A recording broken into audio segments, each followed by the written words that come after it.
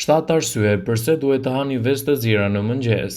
Shumë njerëz mendojnë se produktet si tërshëra janë zgjidhja më e mirë për vaktin e parë të ditës, por ky është një koncept i gabuar.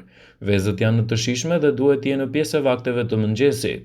Ato përmbajnë shumë proteina dhe ndihmojnë në uljen e rrezikut të shtimit të peshës, në krahasim me vaktet e tjera që shumë njerëz zgjedhin si mëngjes.